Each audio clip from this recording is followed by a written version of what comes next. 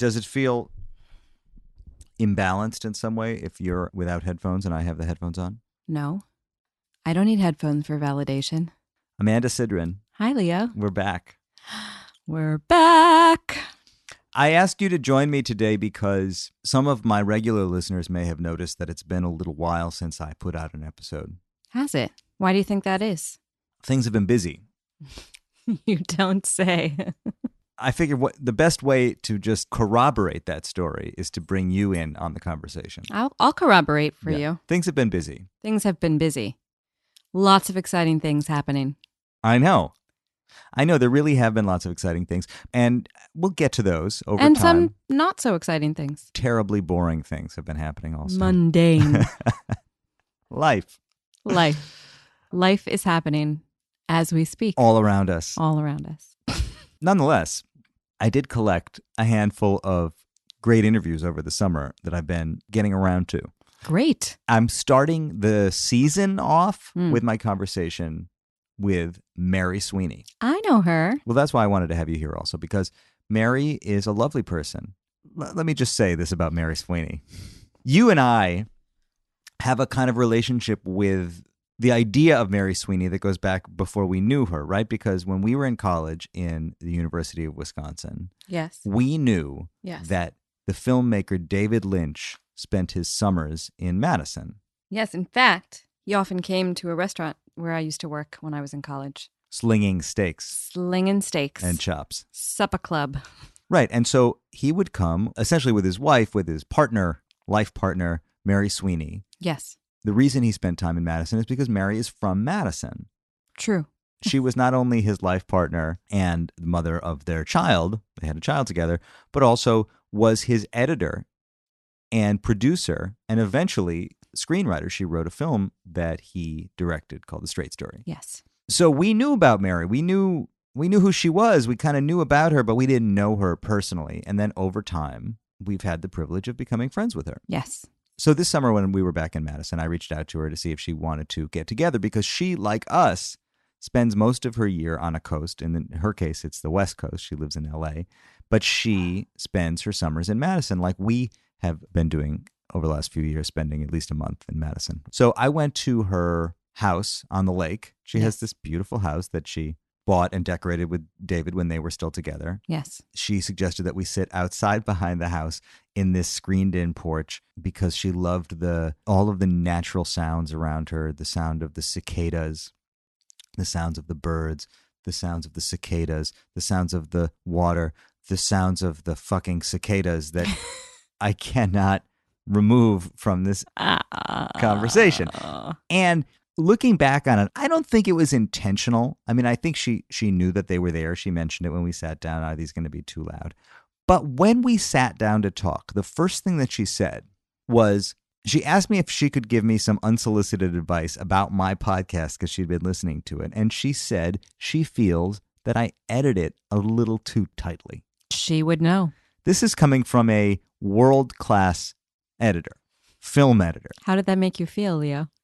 I felt flattered that she had listened and had provoked any opinion in her at all. That's good.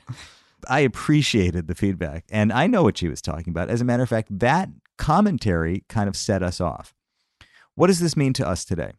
It means that the conversation is intermittently ambushed by the Wisconsin cicada community. I think that would be lovely. It is nice. Could be worse. You've had your interviews interrupted by sirens, motorcycles, poodles. Cicadas don't sound so bad. All things considered, it's not so bad. The other thing is, I took her advice and I left this one a little loose, little looser. As you know, I think you know what she's talking about because you often walk through the room when I'm editing these things and say to me, "Boy, what a ridiculous job you have removing ahs and ums and hums and buzzes." And, I mean, I get forensic with this stuff. You really do. It's time consuming. You got that right. So that's why I took her advice to heart. And so my conversation with Mary Sweeney and the cicadas is what follows. Of course, we know that there's a little bit of housekeeping that we have to do. Always. You want to get it started or should I? I'd be happy to get it started. If you would like to listen to this interview and are so inspired to look for more of the same, perhaps the conversation with Mark Webb, the film director, also from Madison. or Lori Moore, the prolific author, also from Madison. You may find these at third-story.com, where you can find all of the conversations that Leo has had over his many years of recording this podcast. And if you are so inclined, you may also maybe throw $1 or $2 a month his way in order to maintain the momentum that the Third Story has taken on. And if you would like to do that, you can go to patreon.com/third-story-podcast. By the way, David Lynch found much of his financing overseas. As I learned in this conversation with Mary Sweeney, many of his films were produced in collaboration with French production companies. I don't want the patrons of the Third Story to feel limited by U.S. currency. Nor by oceans. Or by geography. That's exactly right. So we will be accepting all forms of currency, and you can listen from any corner of the planet. We welcome you. Welcome. Bienvenidos. Bienvenue. Willkommen. Shalom. Without further ado, Amanda Sidran, always such a pleasure. Always a pleasure, Leo. Here's my conversation with the wonderful Mary Sweeney. So this is my style, and also I edit the stuff. I noticed that listening to Lori's thing. You edit it pretty heavily. Could you hear the edits? I can. I'm just curious. Yeah. I can. Yeah. Because I'm like used to ADR, Yes. and it's like I'm hypersensitive to sound and editing. I do have a suggestion. I want to hear it. Cheeky of me. I want to hear it. But it is in part because I've edited, so much sound. Yes. That's either off camera or, things like that, or radio tracks that you're, just sort of building things, that I wish you left more air. You're really trying to obviously maximize the amount of the interview in the amount of time that you want. But I need some air in between stuff a little bit. And also I think that really makes it obvious that you're topping and tailing things. I saw in this panel interview that you did at the Madison reunion, that you started out as an audio editor, or that you were doing audio editing? I actually started out as a sound apprentice. A sound? So Yes. What is that? Well, there's sound editors in feature film, Yes. and there are picture editors, and there are many more sound editors than there are picture editors. Usually, there was one picture editor, Right. their assistant, their apprentice. Right. And then there'd be 10 sound editors, effects, dialogue, Right. Foley, music, and they all had their assistants, and there were a team of apprentices, and it was very stratified. It was a union job in features, and very clearly defined responsibilities for editors, assistant editors, and apprentices. So it was easier to get work, consequently, in sound editing, because there were more jobs. And to get work as a picture editor was very, very difficult back in the days when it was film, because you had no opportunities like now. Anybody can edit. They can learn by themselves, and they all learn by themselves now.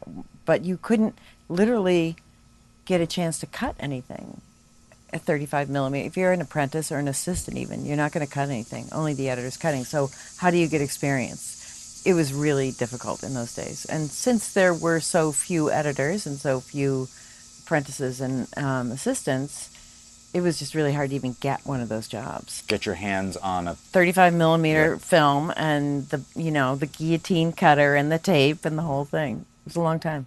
What I think is happening in my editing of these episodes is that I am trying to cover for something. I think that I'm a heavy-handed editor because I'm trying, as you say, I'm trying to make it go quick. That's definitely one thing. I'm afraid I'm going to lose them if I. Right. But I also think that if you look at what I edit, I probably edit 70% of myself out. Mm-hmm. And 25-30% of the other people. Uh-huh. So I know that I'm kind of protecting myself in my editing. Yeah, I know how that goes. And it strikes me that it would take an editor to recognize that in hearing that. And also, I'm a film editor, so I edit picture and sound. And in the case of working with David, he very jealously guards the responsibility of designing sound. So I don't really get to do too much while I'm, editing the film with the sound. But I am very sensitive to performance, basically, and to cadence. And you're a musician, so you know what I'm saying. It's just there has to be a flow of fast and slow and a pause, both in picture and sound, to allow time for the spectator or the listener to digest and to sort of project their own thoughts into. And that's the thing that holds people in. It's not speed. I mean, action movies are a great example of, they're really boring. They have no fast and slow and no kind of ebb and flow like a symphony. They kind of, it's, like one action sequence, a little bit of bullshit business in between, followed by another action sequence. And the action sequences are phenomenal, but it's a diet that is doesn't have any traction with the consumer, with the audience, whatever it is. And so, I think that if one just pauses, both the speaker, your guest, or yourself, at a point where something's making you think, your audience is going to be thinking too, and you give them the freedom, the time to do that without it rushing into something else. And the respect to give them the benefit of the doubt that they'll hang on long enough there. Now, I will say I have also interviewed quite a few older people who are so slow that I find I just have to do you this favor and just tighten it up a little bit. That's a different thing. But I think something that's emerging here is that editing is rhythmic, that there's rhythm in editing. Absolutely, yeah. It's in many ways a very musical thing to do. And it seems to me that as an editor, you kind of have an innate rhythm or sense of rhythm. Yeah. Is that something that you have to find? Is that something that you develop? I think that there are people who have an innate sense of rhythm and they become many things based on that. Athletes, musicians, film editors, and I just was lucky enough to have, at NYU grad school, I was in the cinema studies division, not in the production division. But in the summer... That's film theory, isn't it? Yes, but in the summer I took the productions kind of intro course called Sight and Sound, where you team up with 3 other people and you rotate responsibilities. And it's because it's in the summer, you're working every day. It's shortened and it's 5 days a week. And so, we were making films and being directors, actors, writers, editors, and with Bolexes and 16 millimeter upright moviolas, editing machines. I instantly recognized something that just tapped into my curiosity, my ability, my instincts, my intuition. It all just like turned on in about 5-button ways when I was, editing on this crappy upright. And those films were terrible the editing was terrible on those films that I made. But it just sang to me, basically. I loved, when it was film, I loved the math. I loved the tactile experience of working with film and, winding it into a machine that was like a harvester and, standing up physically, working these. I mean, there were so many things about it that just suited me in a variety of ways, and I just never looked back. And so I kept going with that. The more experienced I got, it's only really, and still, I make certain discoveries about what editing meant to me. And I haven't really been editing except for myself in a decade, but that I was able to understand that sense of rhythm and in me and as an essential part of that skill set. And the fact that a 2-hour movie is like writing a symphony to me when you're editing it, and each scene is like a small piece of music, and when you put them together they don't always work well together, and it's so you make a scene work in a musical way, and then you hook them up according to the script, and then you have to make it work as a full piece.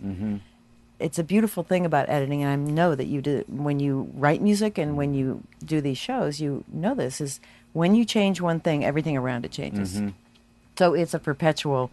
I mean, I'll see things I've edited, and I'm generally satisfied, but I'm looking at things I wish I had changed. You still, even years later, you can watch something from 15, 20, 30 years ago and say, ugh. I don't cringe exactly. I just think, oh, if only I'd had a little more time, I could have finessed that. It's nothing, I really do work in, editing film especially was so labor intensive. Yes. Long hours alone in a dark room.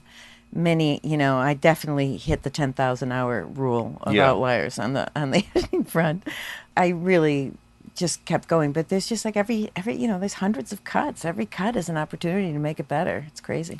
I think I remember you telling me once that of all of the editing and all of the films that you did, you cut one thing digital, or you cut one thing in a non-linear way? All the way up through Lost Highway, which was about 1997, we edited on film. And Lost Highway, because I was also producing, I budgeted for both a digital finish and a film finish. And we were shooting on film.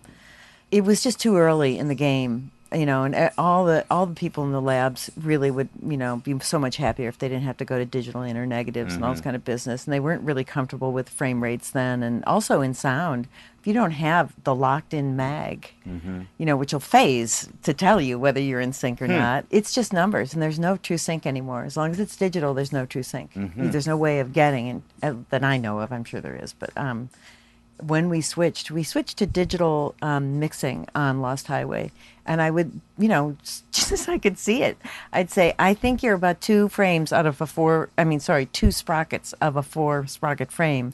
I think you're about a half a frame out of sync. And they couldn't check it. And when we used to do it analog, you could check it. You could go back and line it up and hear it phasing. It's like, you're right, it was out of sync. So I started using Avid around that time. That's why we were thinking about it, because David and I used to make commercials in between features, because there were big gaps in time sometimes between features. And I started cutting those on Avid just to sort of get myself up to speed on that technology. And that was a good thing to do. And then when we did Mulholland Drive, right on the heels of... No, sorry, The Straight Story was the first time I used Avid to edit. So Lost Highway was the last film, all-film edit.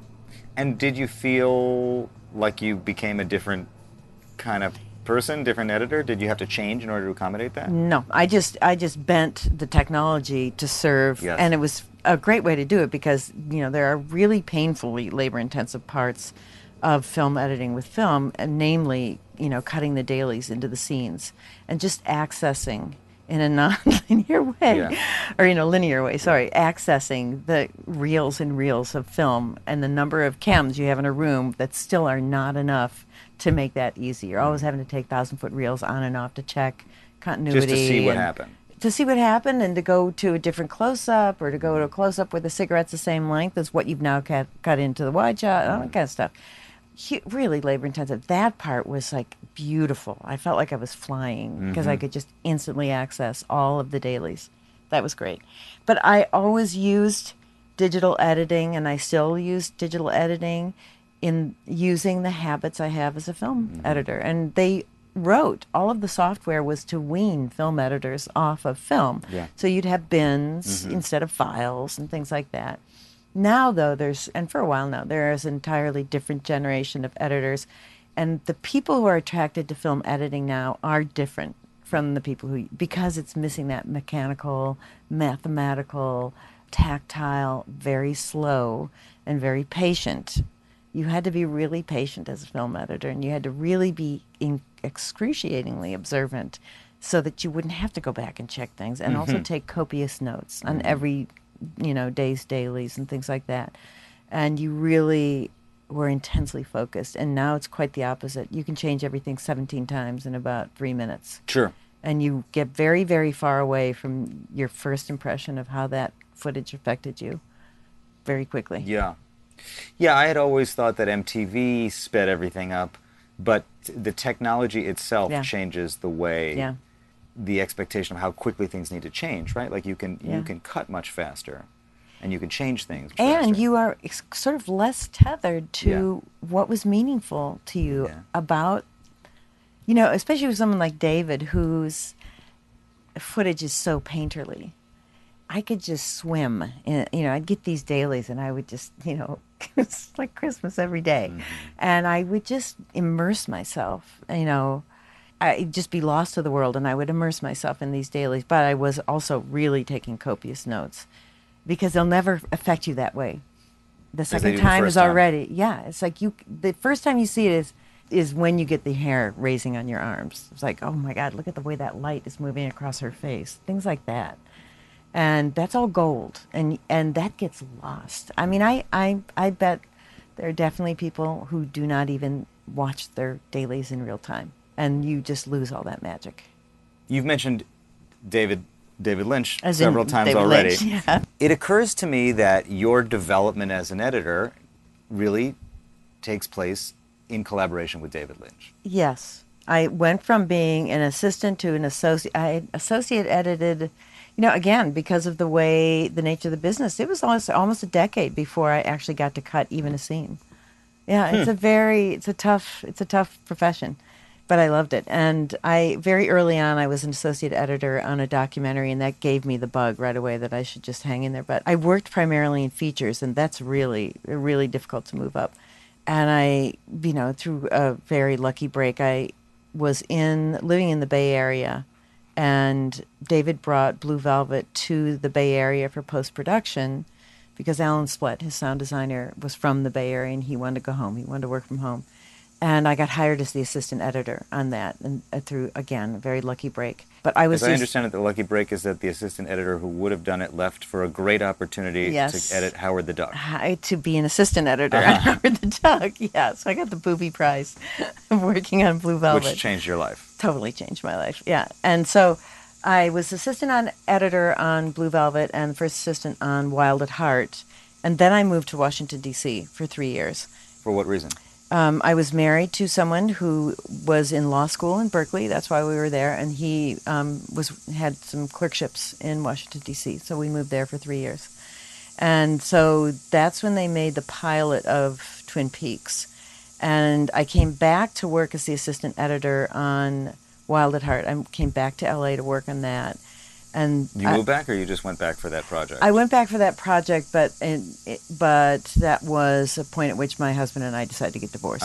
And my moving out there was part of that sort of trial separation. I then was hired as what they called a swing editor on the Twin Peaks first season, I forget. I guess it must have been the first season. That's a kind of significant difference, though, right? Because there was so much tone in that show. Yeah. The difference between coming in the first season and the second season would have been really different. I think the first season was while I was on Wild at Heart. I think that's why I wasn't on the first season. And then I was hired as a swing editor on the second season. That was that perfect, very hard to find opportunity to learn how to cut in film, because they were doing the first season and the second season in film, 35 millimeter film. They shot and cut it in film. So there were 3 editors, and they would throw these simple scenes at me, because they were working on an unbelievably fast schedule. And I was just like the cleanup man. I was getting scenes, and increasingly complicated scenes, from each of them to, keep them on schedule. And it was fantastic. And you had already worked on 2 of David's films at that point. Yeah, Blue Velvet and Wild at Heart. Was it helpful having worked on those films when you walked into the show to kind of get a sense of what the values are or how he might think about things, or it wasn't like that?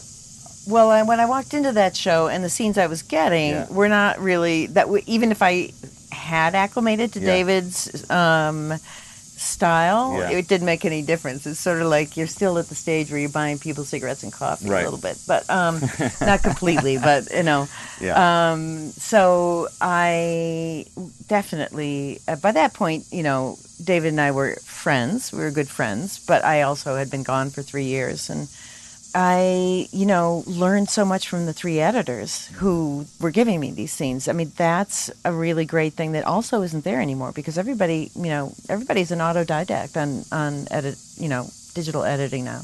They start making movies when they're in 6th grade and just making it up. And it's great in a lot of ways. It's very inventive, but it's also, I learned a lot from editors. I learned a lot from Duane Dunham, who edited Blue Velvet and Wild at Heart.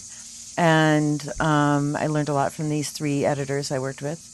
And then what happened was Duane Dunham moved into directing on the second season. He directed 2 or 3 episodes of Twin Peaks in the second season. And so he wasn't available to edit episode 7, which David was directing, which is the episode that revealed the murder of Laura Palmer. And David asked me to edit it for him. And I'd fortunately been on a very fast curve learning how to edit. And I had a lot of sensibility just from osmosis of sitting behind editors, watching them edit, especially Duane, for years by that point. And that was fantastic. I love that episode. And also that episode had a very important scene at the end of it, which is the murder scene. And it's intercut with the scene in the bar of all the central characters who are sort of feeling out of the ether this horrifying thing that's happening. The giant is there saying, it is happening, all that kind of stuff. And that's the kind of scene where that was a totally musical kind of experience. And I was, drunk in love with the opportunity to cut a scene like that with those characters and with that footage and with David's kind of spiritual, really, sensibility about certain things. And that kind of sealed the deal. Yes. I was really well suited to edit for David. Yes. That was totally, as you were saying at the beginning of this, my own sense of rhythm added to what I'm curious about, what I need, what I don't need. I don't need answers. I'm not really meticulous in a way that a lot of editors are in that kind of, way. I mean, a very meticulous, you have to be in the operation of the machines and, all that. But I don't need him to explain anything to me. Well, that's my sense of it in previous conversations that we've had, that I think people walk away from David's work often wondering what it meant. And the idea that even those most intimately involved in the production of the thing might not entirely know, it didn't matter to you to know what it meant always. No, I was along for the ride. I didn't need to know, because this is the thing about David's films, and it's not only from those of us, and actors say this all the time. Yeah. I didn't really know what it meant, but I just talked to David. Yeah. And you don't get explanations. Even if you talk to him about it, you don't get explanations. And David and I had a very nonverbal relationship when it came to the work. I didn't need answers, and he knew I didn't. And, I had a script. He would shoot a script. Then I'd get these dailies, and I could, cut them according to the script. Yeah. And what did he need to say? It was there. But that's what's great about his films, especially Mulholland Drive, and the effect they have on audiences. You don't really know what the hell's going on, and you work really hard in a fun way to make sense of it that makes sense to you. It's interesting. I saw an interview with David around the promotion of Mulholland Drive where he seemed to talk about everything in very emotive terms. Mm-hmm. It's a feeling. Yeah. The Mulholland Drive gives you a feeling. Mm-hmm. It's a smell. It's a little wind. Yeah. It's the sound of a, And it really helped me in a lot of ways understand that this is some kind of an attempt to access a deep sensibility, emotion, that's what was driving him. Mm-hmm. That was helpful because you are sort of left trying to unpack all of this. Right. But at the same time, it's pretty entertaining. Yes. So you used an expression, Mary, when you were cutting that episode of Twin Peaks where you said I was drunk in love with the whole work, but or you didn't say with what exactly. You said I was drunk in love. I can't help but think, is that when you fell in love with David Lynch? Is that when you came together? Because I am definitely not going to give that a timeline. Well, you don't have to give it a timeline, but it does need to, I think it needs to sort of be explored at least that you had a personal relationship that was kind of going on. No, that's quite obvious. We have a 26-year-old son. Yes. And there's no denying it. Yes, right. There's evidence. Caught. Yes. David and I, from the get-go, got along like Ike and Mike. But it was many years before it advanced to anything else because I was married and I was committed to my marriage. Right. And he had just gotten involved with Isabella, and he was still married when I first met him. He was married to his second wife, and he was just coming off the shoot of Blue Velvet. And their relationship lasted many years. And all during that time, David and I, like I said, got along so great. But I was an apprentice, and he was the director, and we got along really great in post-production on Blue Velvet, but I was also, he was very close to Dwayne, and that's who he was working with. And I had my hands full because I was the only assistant on that job. And, but we just, we got along great. I ended up having, I'd have to drive him to screenings and things like that. But, for David, he's kind of linear in his relationships. Every one of them are distinct, and he's focused on them when he's in them. I, was very focused on my marriage and making it work because obviously it wasn't working. So it was a long time before it moved from just a friendship, but we did get along really well from the beginning. But there was, 3 years when I wasn't on the West Coast at all. So. Right. But there's something symbiotic about that relationship at a certain point. it seems to me like almost everything you cut was for David. I mean, I worked for David for 20 years. Yeah. I didn't work for anybody but David for 20 years. Right. And I worked on a lot of really interesting films before that, Yeah. and, good feature films. But again, I was working my way up through the, very slow ranks. And you became his producer as well. Yes, I became his producer, and then I wrote The Straight Story. And so it was a very integrated life, and it was a really fantastic life. He's got a compound in the Hollywood Hills where he's got a mixing stage, 5.1 mixing stage. That wasn't in the beginning. That came with Lost Highway. So we had that for Lost Highway and The Straight Story and Mulholland Drive and Inland Empire. We were able to mix in our own facility. And we lived there, we raised Riley there, and I had an editing suite, I had a painting studio, he had a woodworking shop, he had a painting studio. It was just like a creative, hive. It was so fantastic. So yeah, we were integrated in many ways, and it all was, I say, fairly Fred and Ginger for many, many years. We were really in a great lockstep. He was leading, he was the director, I was the editor or producer or writer.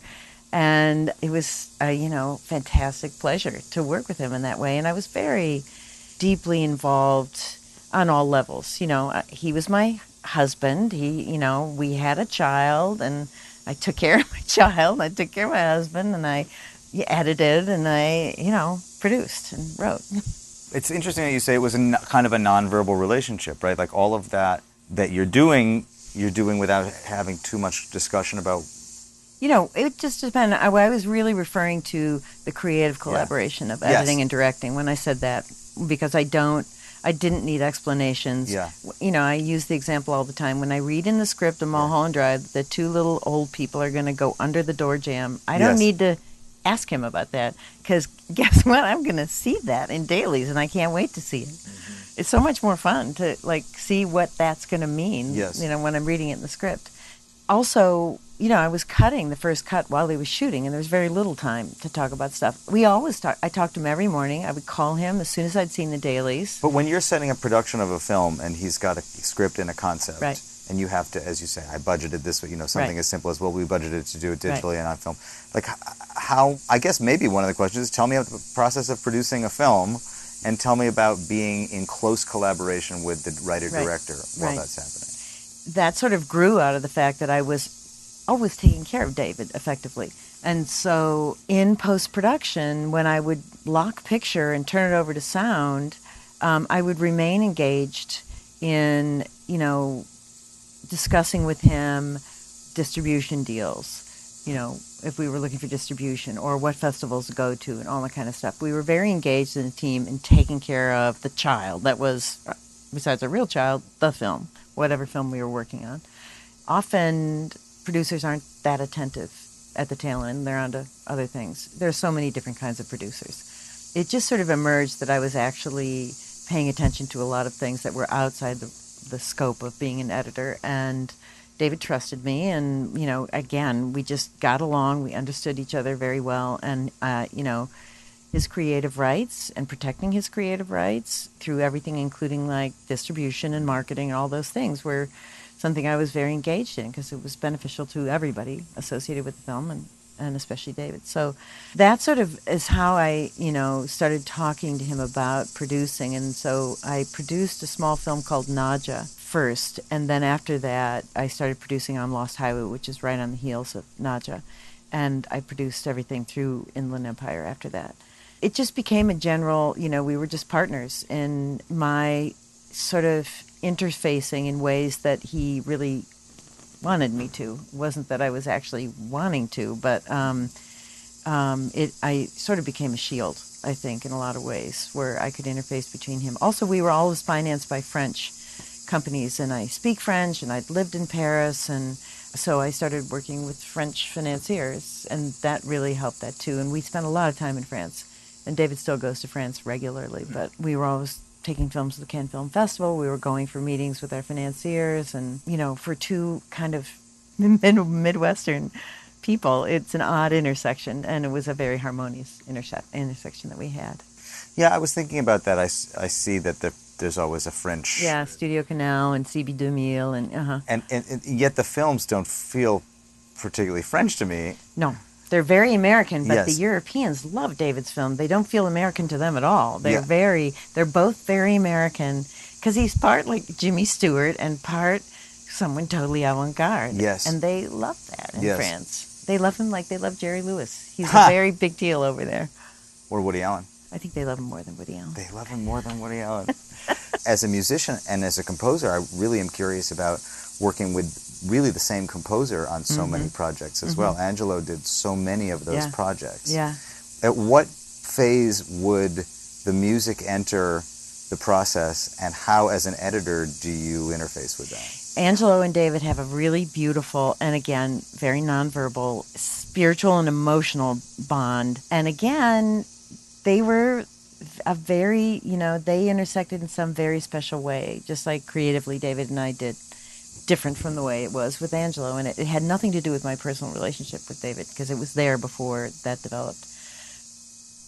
And it has to do with music. David he doesn't play anything, which he would probably take umbrage with, but he has a very incredible gift for hearing music and marrying music to images and knowing when it's right. And he began, once he had his own mixing stage, which started, again, with Lost Highway, he began running the music mix, running all the pots on the board, on the big board. David would mix. Yeah.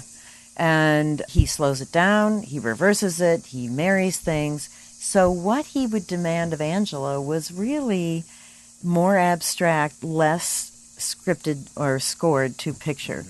That Angelo definitely did that, especially with things like The Straight Story. He scored to picture and did so beautifully. He's such a gifted musician. I mean, that kind of range of from Blue Velvet to Straight Story to Mulholland Drive and the music he did for those things. So they would do things like, they just have these sessions, which David loved. He would go to New York, and Angelo worked with this engineer, Artie, in some shithole building on the west side of Manhattan, and the three of them would get together. there was so much jerry-rigged stuff in that studio. And Artie could do anything Angelo asked him for. He was an amazing engineer. And they would just sit in this thing for days, and they weren't really working around a picture or anything, and they would just come up with things. And David, would use them for commercials and shorter things. And Angelo just kept like a briefcase of stuff that they, did.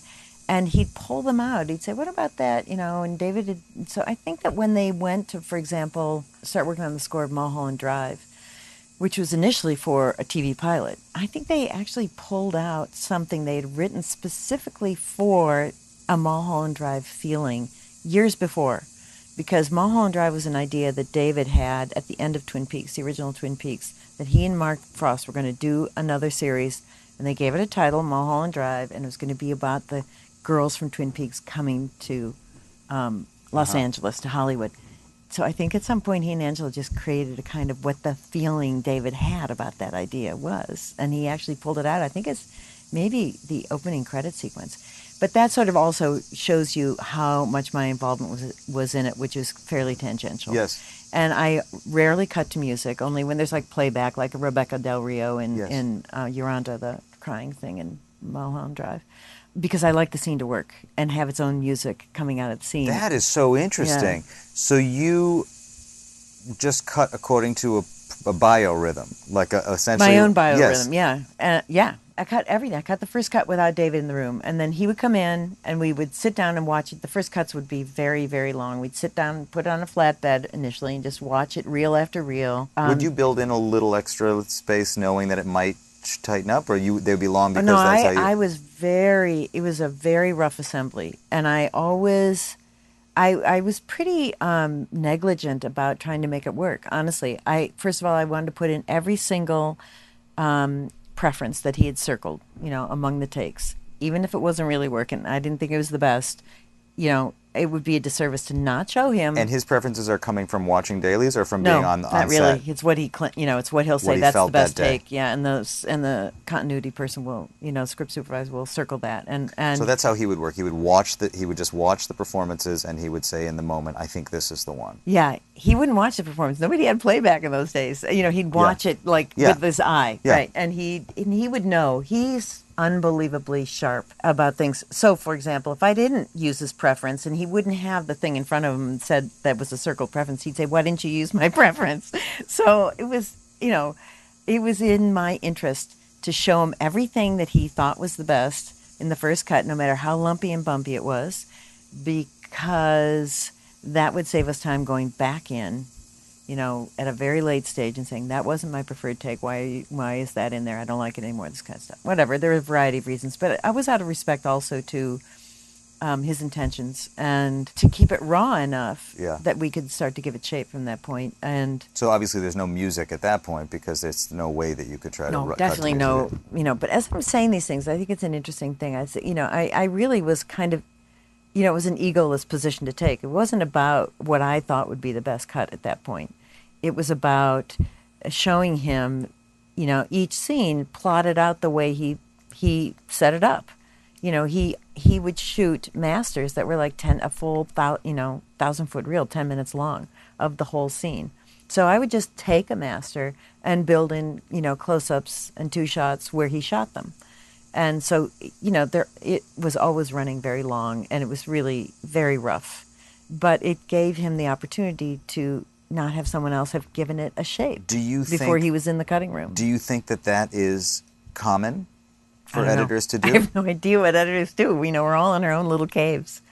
I mean, I know that that's not what Dwayne does. Dwayne would always really fine cut it. It was like he couldn't stand it being that rough. It was too painful for him. And it was painful. I mean, David, it is a very difficult moment for directors when they come into the cutting room and all of their dreams and the infinite possibilities that they had when they went into shooting something are gone. And there's nothing but the meat and potatoes that they have in front of them and they want to blow their brains out.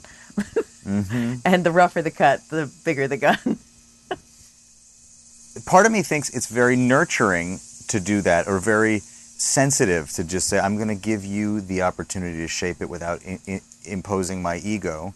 Of course, that's me sort of attempting to frame you as a non-typical editor, and this relationship being, kind of wrapped up in, even though you weren't together the whole time that you were working with him, but that you had this feeling for him that you wanted to let him do it. Yeah, you're going there. I mean, I don't know. I understand. Look, I'm not going to deny I was crazy in love with David, but that was separate from crazy in love with his artistry.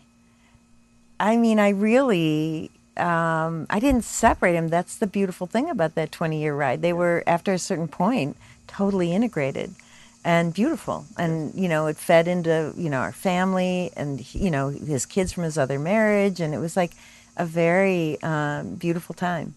But I admire I was in awe of David's artistry and his discipline. Yeah. And, everything from like, where is he getting those crazy ideas?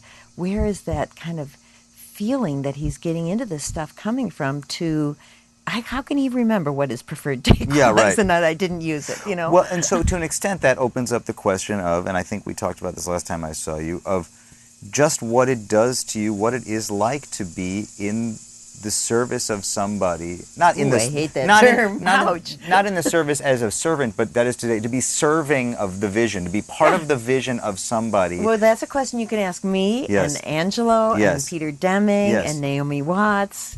But it's a gift. It's a gift. It's a gift to him and it's a gift to us. Yes. And it's a collaborative process. But when I just finished working on the Romanoffs with Matt Weiner, and he is also an extremely smart guy. Totally. Well, and that's why the question... And I don't feel in service to Matt, but I feel really happy to be working for someone who's so good at what they do. That's where I'm going. This is not so much about David as it is about you, and it is about being around that kind of creative... That there are some people who are vibrating differently. Yeah.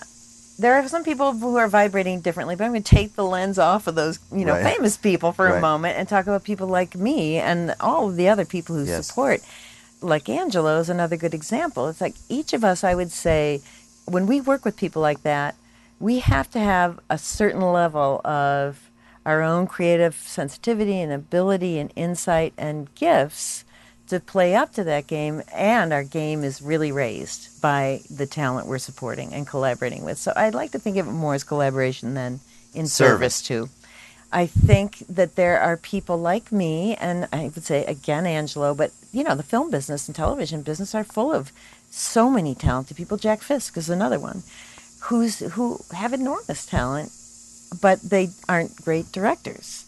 And they can bring their talents to the table for great directors, and great directors continue to work repeatedly with people who play up to their game and bring their own gifts and a sensibility that's compatible with theirs. Well, this is the thing, right? Like, in so many of these instances, you and Angelo and David is a good one. There's obviously enormous benefit to finding your team and your people and staying there because you allowed him to do what he needed to do. Enabled him. What would David's films be like without Angelo's music or my editing or Peter Deming's DP, or Jack Fisk's art production? David found people who understood his vision and could give him what he wanted. Yes. And those kinds of directors hang on to those people. Yes. Eventually, David directed a film that you wrote, The Straight Story. Yeah. I read something where he said he thought it was his most experimental film, which is and funny. the most abstract film, I think he said, was another thing he said about it. It's very hard to make a slow movie like that. And I think that's what he was referring to. Yes. And we really struggled. It was like a very, it was an interesting edit because, it was a slow motion old fart road movie and not much happened.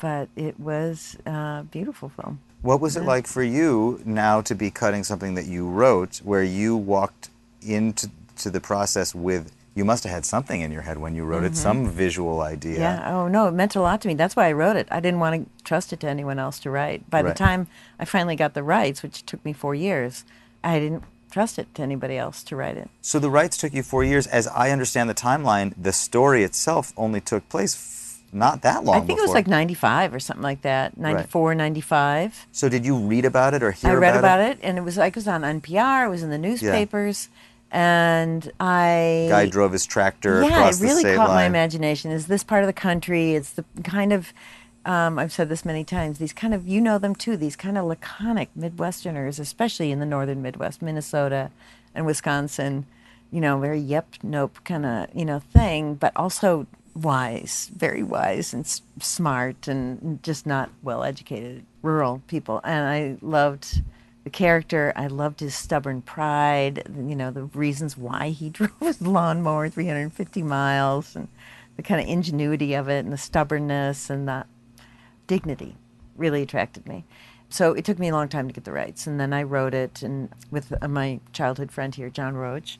And when I gave it to David... Did you think maybe David would be interested in it? It was a little bit of a cat and mouse thing. Yeah. I mean, I knew that, places which you'd mentioned beforehand, where our sensibilities from our childhood intersected, that there was a lot of, and you see in Twin Peaks, kind of quirky small town stuff that was so funny to me and was pretty sure he would think was funny, but I wasn't really ever hoping he would do it. It seemed like such an absurd idea that he would do it. He would encourage me to pursue the project, and he kind of thought it was a funny idea, but he, many times would say, it's not my cup of tea. And then he read the script, and he fell in love with the script. And then it happened super fast. I mean, he read the script in June of 98, and the fact that David wanted to make that film, anybody who was nervous, who admired David's work but was nervous about actually financing something of his, got unnervous very fast. So we had 5 or 6 companies competing, and it was very low budget. It was like $8 million to finance it. And we went with this French company, Studio Canal, and we were shooting in August, 2 months later. 2 months after he read the script, we were shooting at the end of August. It was fantastic. Wow. It never happens that way. It was really great. That's an interesting thing that you say, that it's difficult to make a slow film. And that maybe, in that sense, that's what he's referring to. But it's also a very linear story. I mean, it just plays out. And I was thinking, like, for somebody that has been filling his career with these kind of mysterious questions, does this mean something? Does this not? Does this character coming back? Is this, why did that happen? This is just a very linear story. Well, it is once I started producing for David, and long before I was actually producing for him, he would get scripts from his agents and he would have me read them. I was like his, personal development person. And I was always looking for something that harkened back to the kind of what I call David's Irish lyrical soulfulness that we saw in Elephant Man. Mm-hmm. And so that is a very linear movie. Mm-hmm. And Straight Story is not, The Elephant Man, which is such a beautiful film. But it has that similarity. It's very lyrical. Mm-hmm. It's very emotional, but not sentimental. Deeply emotional and not sentimental. And it's very universal, and it's very linear. And it just came in a much, different package. I tried to get him to direct All the Pretty Horses. I was really working hard to get somebody to, see the wisdom of my insight on this and join me in convincing David, because he wasn't going to do it just because I said he should. Au contraire. And so I just couldn't get anybody on board. He would have made a beautiful version of that. And that could have been a little bit sort of grander, like Elephant Man. But it was very much the more conscious David than the unconscious David. Yeah. So it didn't seem odd to me. I was really happy, and I was glad that the script had moved him. And it was an emotional response that he had that made him want to do it. And everybody was very supportive, unlike the idea of All the Pretty Horses. He, his agents, his managers, his lawyers, everybody was like, yeah, you got to make this, So everything was very, very supportive, great supportive nature for the project. And I'm really glad he did, because it could easily, in the hands of a different director, turned into kind of smarmy something. But when you went to cut that, you talk about reading David's scripts and then cutting what's on the page. Right. But in this case, it's your page that you're cutting. And it's like you were saying earlier, you get the opportunity to save yourself. It's like you get to cut out all the stupid things you said, the dumb questions you asked. I'm sure you never ask a dumb question. Many. But that's what it was like. Because by that point, I'd been editing for 20-some years, in the profession. And I was really happy for the opportunity to shape it into a movie that worked. Yes. And we lost whole scenes, and, there were certain scenes, like the beautiful scene in the bar of the two war veterans, and he's telling that story about, killing the sniper. Very emotional, and both of the actors got very emotional. Like Wiley Harker, the guy that Richard Farnsworth was there with, such a beautiful old actor, but he was actually really having a hard time controlling himself. He was so moved by the scene, and he was really almost sobbing, and it was too much. It was not insincere. He wasn't overacting. It was kind of something opened up in him, like a wound, and I really had to cut back on that to keep a balance. So I had the opportunity of making sure that, according to the intention, had been written in, which is it wasn't going to be sentimental. It was going to be something resonant, but not sappy. And I had, every opportunity to stay on that beam, and David kept it there too. Yeah, that's interesting. When I talk about over-editing or editing myself out, what I do think is that if I had, in the case of this podcast, let's say, an editor who could say, it's actually fine. Yeah. I understand why you want to kind of chisel your features a little bit, but it's just show yourself as you are. Yeah. That's kind of, I think, why I over-edit sometimes. What you're describing is more making sure that the tone is true to what the script is, because... Or that the picture works. That's the thing an editor does, is you just got to try to make that 2-hour experience. Yeah. You don't want anybody to be looking at their watch or squirming in their seat. You want to just make sure you don't lose anybody at any moment, and that the picture is always working. And that's... way took precedence over, oh, geez, that was a favorite line I wrote. I don't even remember having a moment like that. It was just opportunities, it seemed to me, to make it shine more than my script did. Yes. I will forever remember from this conversation right now this thing that you said to me at the beginning, which is that people are pulled in or compelled by space, not by speed, that they need time to reflect and put themselves in. That sensibility in myself was really so compatible with David's non-linear narrative storytelling.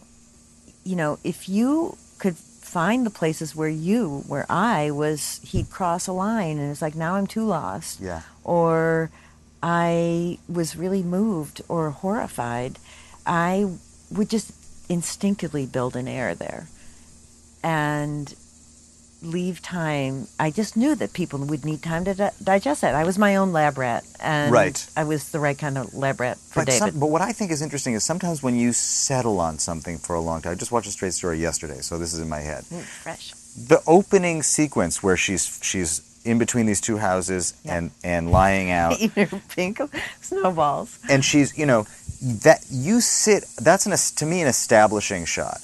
That you could do that in 2 seconds. Yeah. But you don't. You No. sit there. Maybe you're establishing in that first shot. This Right. is not going to be super fast It's moving. It's also very Lynchian. It was Yes. like it's sending a Lynch signal. Yes. And that's the way David shot it. It's not the way we wrote it, but that's the way he shot that scene. That And she's so- there for a while. Yeah. She gets up. Yeah. She's gone for a while. Yeah. She comes back. Yeah. Yeah. It's that's another thing I just love in editing, and I do it all the time, are those kinds of transitions of all, and dissolves and multiple layers of dissolves, double and triple exposing, which that was something I really loved about digital editing, is I could start to get more painterly with the images like that, and you find these incredible happy accidents of how certain dissolves look together. Like one of my favorites is in Mulholland Drive,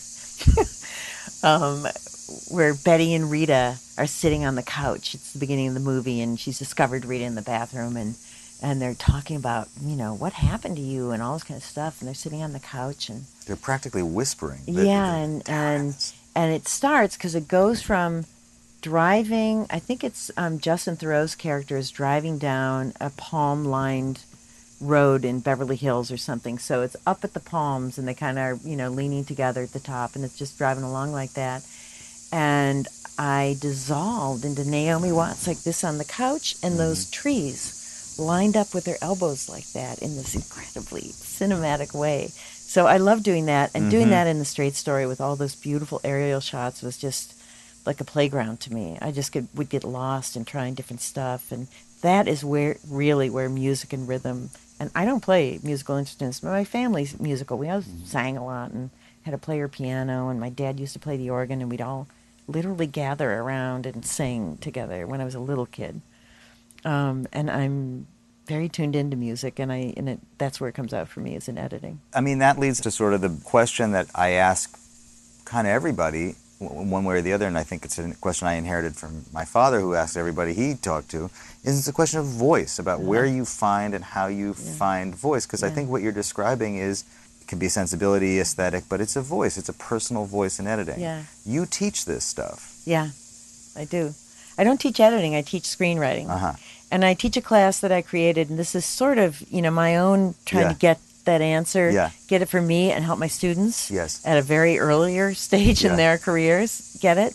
I teach this class I designed called Dreams, the Brain, and Storytelling, and it's sort of, I have a neuroscientist come in who's working at the Brain and Creativity Institute at USC, and he, gives basically a kind of a 101, this is how the brain works, and then he goes into the kind of research they're doing to try to delve down to, like, where do ideas come from, and how does that work, and how does a musician respond to things, and at this, stage of the game, it's interesting to feel like I'm finally finding out what that is, or figuring out what that is, and that it is a collaborative. When I read my students' screenplays, they're writing features, I teach feature screenwriting, I can hear like a little tuning fork. I can hear a ping when I see something slipped out that if they thought about it, they'd probably edit it out. That was very revealing and very telling about their voice. Because the worst thing that I have to battle with in young writers is them trying, like you are doing when you edit yourself, to hide it,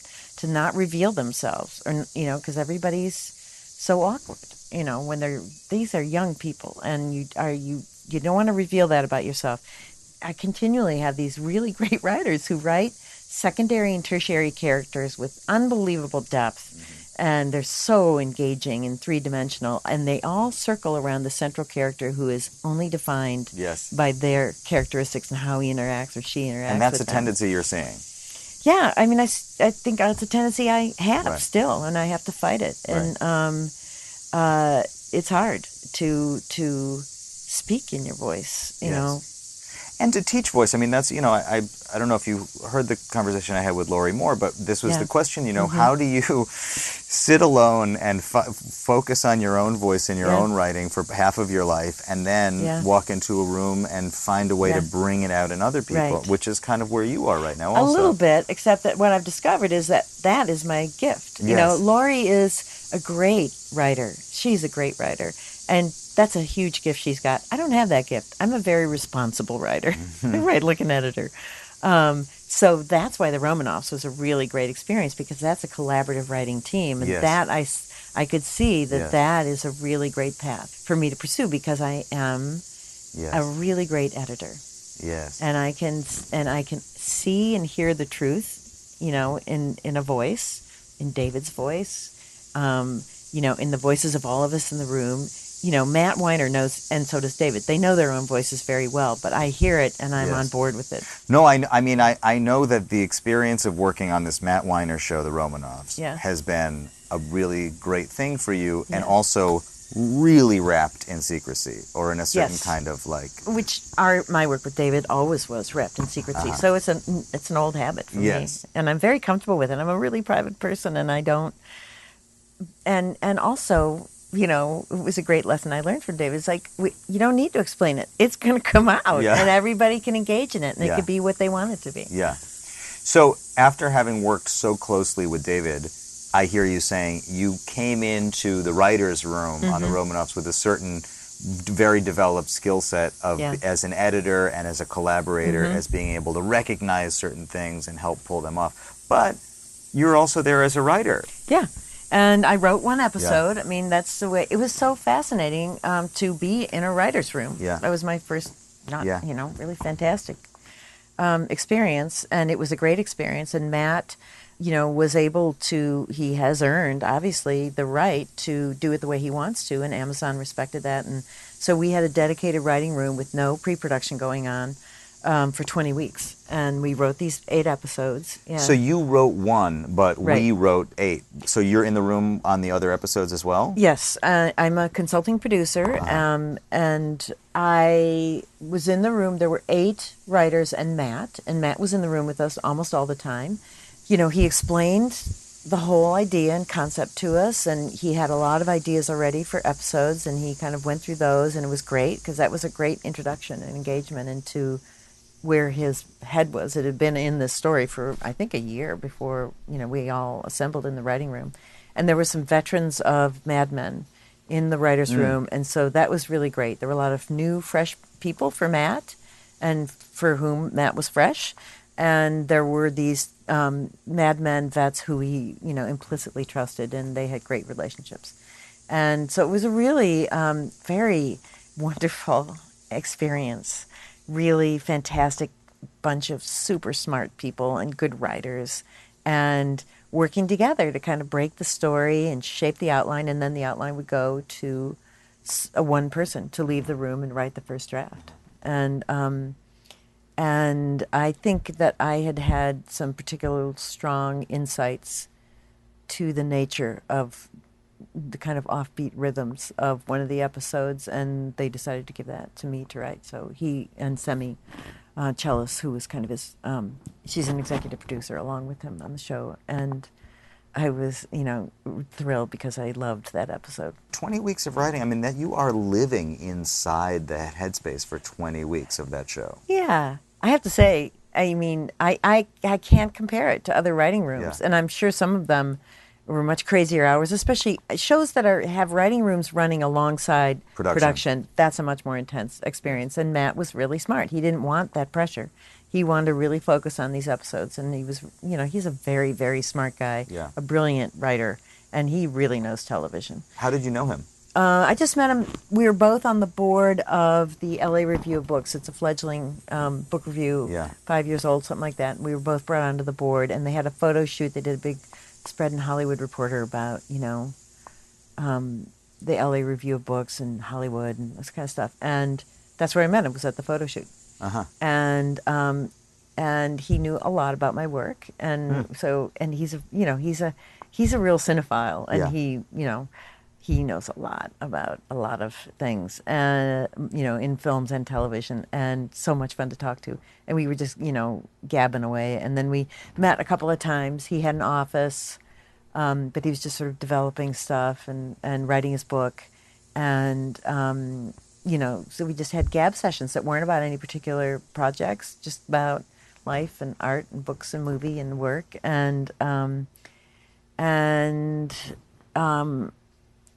When I didn't know anything about the new show, and I was looking at the trades like a month after it was news, and I saw something about it, and I just sent him an email. I said, I hope you'll think about me when you put your staff together. And he said, I already did. I'll call you in January. And he did. That's an interesting anecdote, that thing about sending the email, recognizing when you want something and understanding how to approach it. I've never been very good at it. It was just, Matt and I were becoming friends, and I admired his work, and I thought it would be a situation, what I knew about writing rooms, I thought it'd be a situation that I was particularly suited for, and just seemed like, what have I got to lose? Well, and I think that, and you were right, and he knew it too. I mean, he knew it before I knew it. That's how smart he is. Right. But that's the interesting thing. It's like when people talk about, well, how do you network and how do you hustle and how do you, and in this case, it really was a very simple, it sounds like an intuitive thing. I'm the worst at hustling and networking. I'm a total disaster at it, complete disaster. But that just was the right thing at the right time. Yeah. When David did Twin Peaks, looking back on it, it seems incredible that was on television at the time. Oh my God, that first episode that we worked together, the one I edited, where she's gay, and it's like unbelievable that got on TV in 1992. Right. Incredible. But subsequently, television has really changed, and now you're working with one of the kind of innovative voices in TV. And TV on so many levels is kind of replacing, I don't want to say replacing film, I wonder how you feel if I say that, but it's occupying a similar space in I think people's... Yeah, it's where people go for their drama, and it's in part because the experience of going to a movie theater and watching a 2-hour movie, people are too restless. People under 40 are too restless for that now, and they're just not as interested in them. It's not that movies have really gotten worse. What's happened is that to try to keep audiences, studio movies have gotten worse. Yeah. They're all the giant tentpole movies that are just totally dependent on, increasingly amped up action sequences and special effects.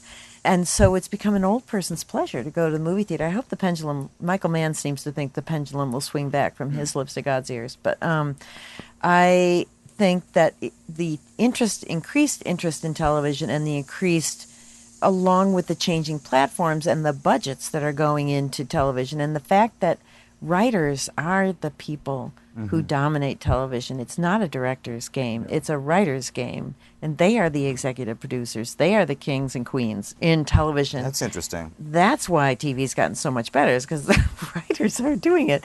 But they're also getting very good directors to do it. But directors have to work according to the design of the writer, and that's a different kind of director also. The inmates are taking over the asylum here a little bit. But I do think that that's why things like The Wire and Sopranos, those are like really creative showrunner writers who have been given liberty thanks to first cable and now, digital, and the insane amount of money that there is. What is a budget on an episode of one of these larger... I don't know per episode, but I've seen everything from $50 to $70 million is what Amazon has publicly claimed that they're paying for the series, the 8-episode series. Right. And Matt directed all of them. I was on the set of my episode. I can't say where. It was in Europe, and it was like a big movie. It was like a movie. Right, well, it's not far from your straight story budget at that point. Yeah, if you divide it that way. But I don't know what the actual budget of each show was. But I'm just saying it was he was really knocking it out of the park. Yeah. I can't wait to see it.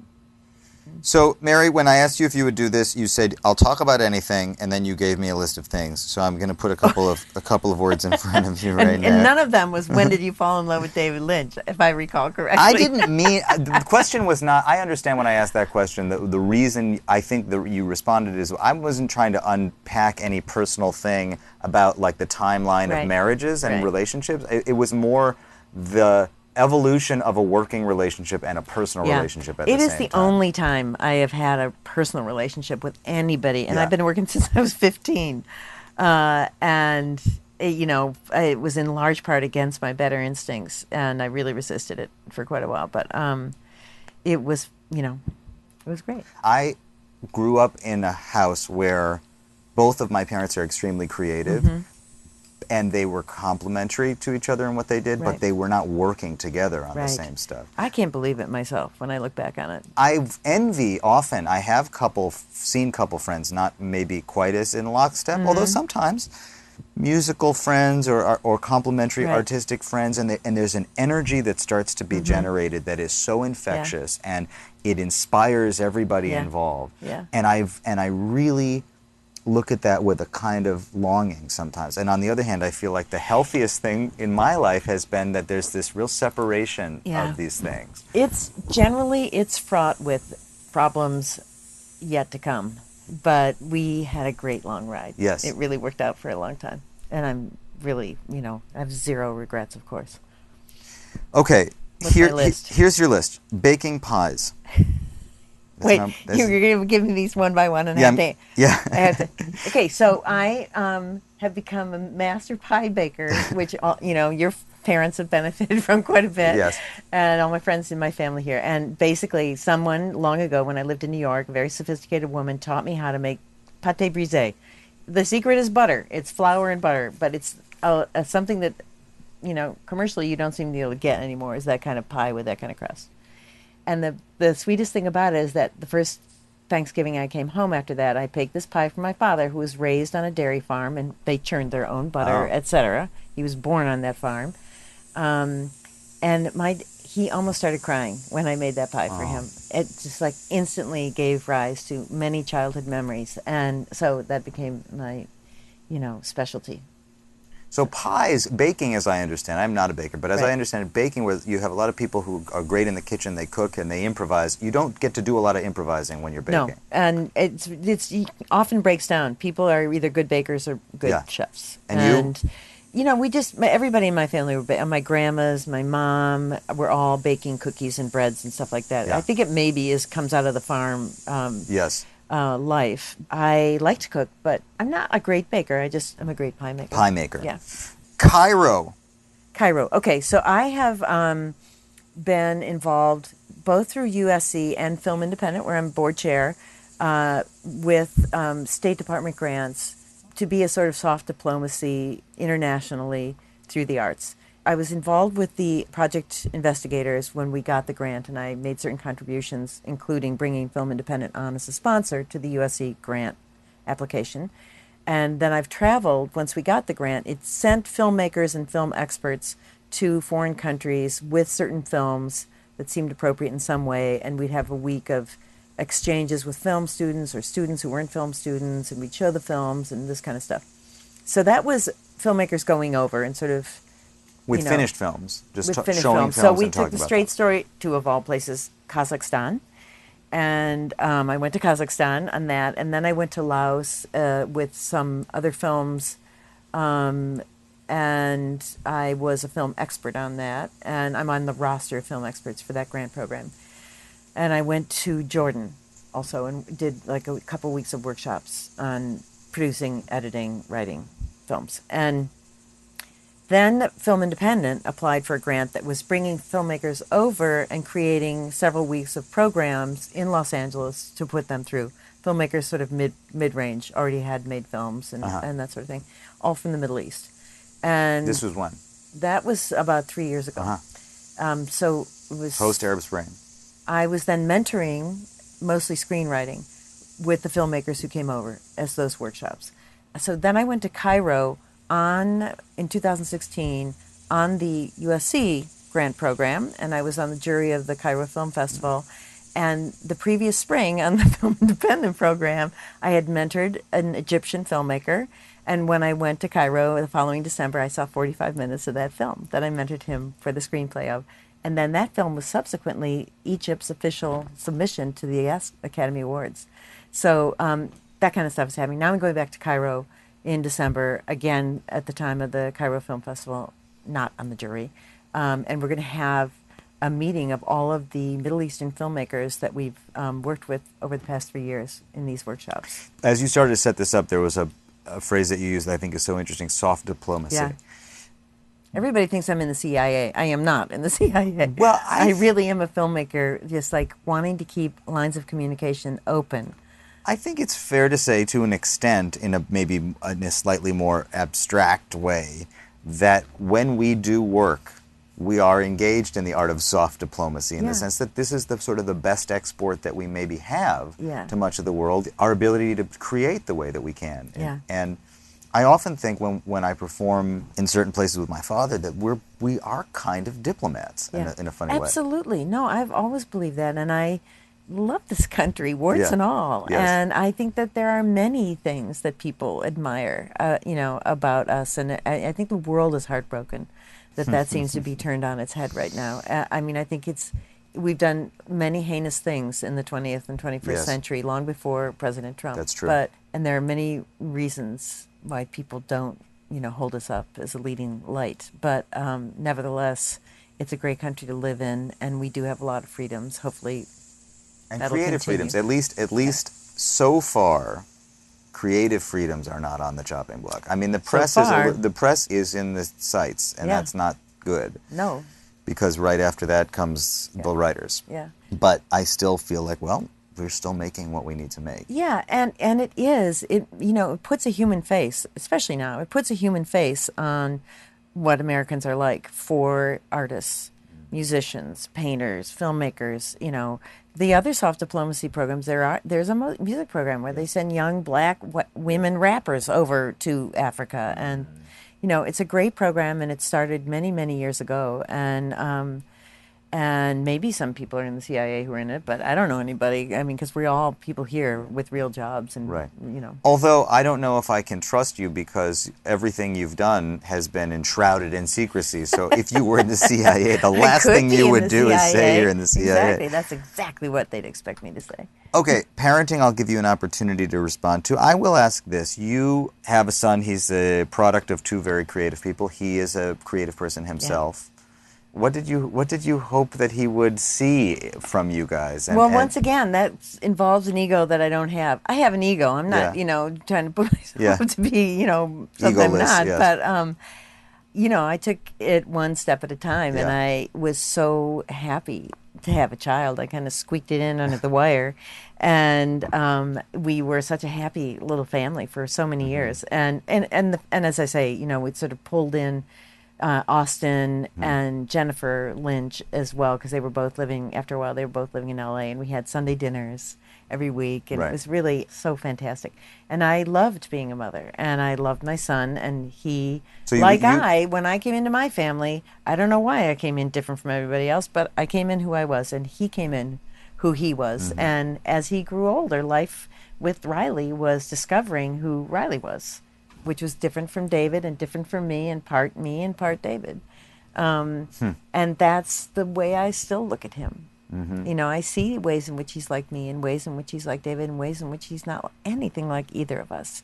But he is a very creative guy with really, by the way, the way we talk about being perceptive and being able to find the gold in material and know when something was right. That's another thing, David's really good at that, and Riley is really good at that, and that is, in filmmaking, really critical.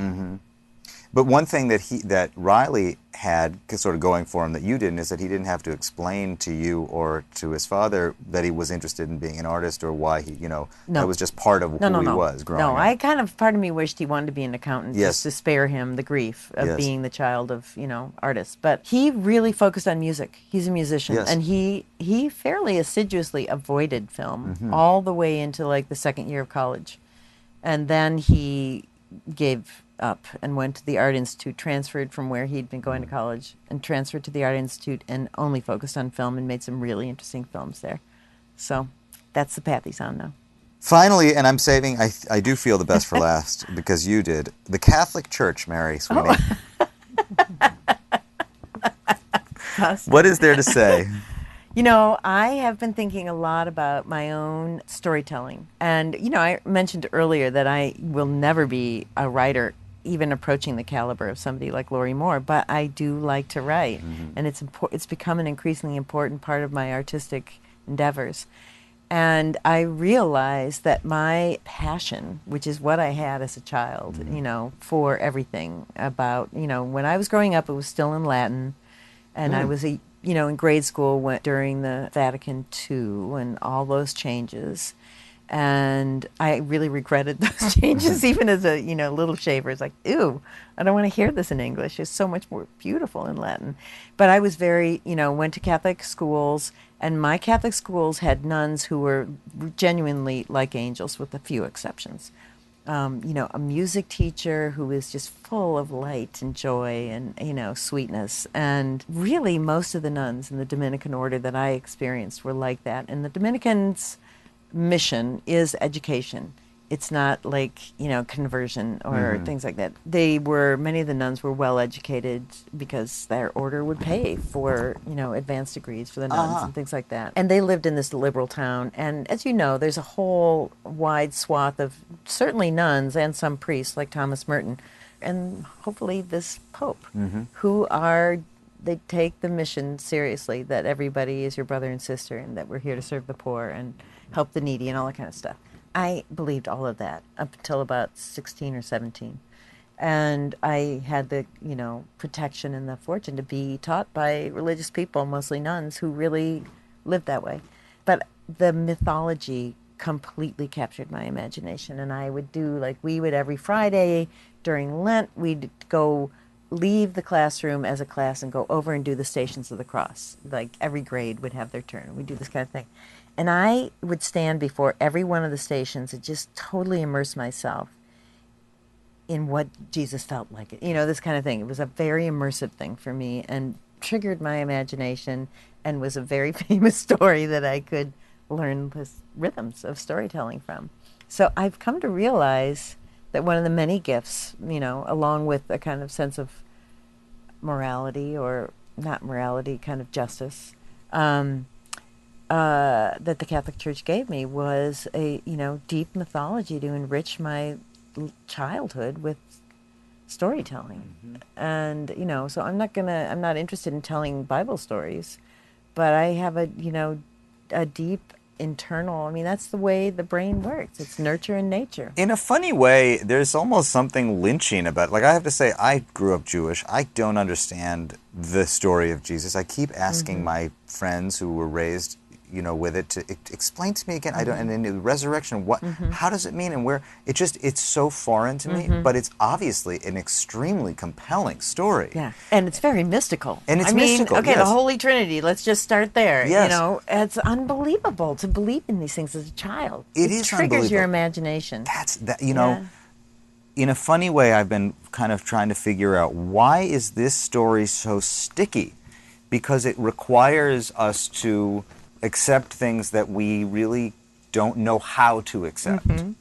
But as you say, as a child... Coming back to why I'm a good editor for David. Yes. I didn't need to know what the mystery was all about. Yes. But you accepted that there is mystery. You accepted that... I embrace mystery. I love mystery. Yes. And it's probably out of that. It was where my imagination could go. Yes. How much of that did you provide to your son when he was growing up? Here's the sum total. Yeah. I had him baptized just in case I'm wrong about everything I've decided as an adult. Yes. And that was pretty funny. I had a very hard time finding a priest who would do it because we weren't married at the time. And we found this great priest at St. Francis Xavier, 16th Street in the Village, and had a big party. It was a lot of fun. But he was 6 months old by then. In New York, you can always find a priest who will... he wore cowboy boots. He baptized my, bastard. Mary Sweeney, thank you for taking this morning with me. Thank you, Leo Sidran. This has fun. been great. Yeah, very really fun. Great. There it was. My conversation with Mary Sweeney. At the end, I have to say, we should have told people before the conversation started to hang in there till the end, because it gets juicy at the end, especially because we wrapped up by talking about the Catholic Church. If I had been a heavy-handed editor this week, I might have put the Catholic Church business up in front. But she told me not to. She told me not to touch it too much, so I let it roll. and you had to hang in there. So thank you, my friends, for hanging in. Amanda, thank you for hanging in with me. Always. I'll be back sometime soon with another great episode. Until then, I'll talk to you soon. Can't wait.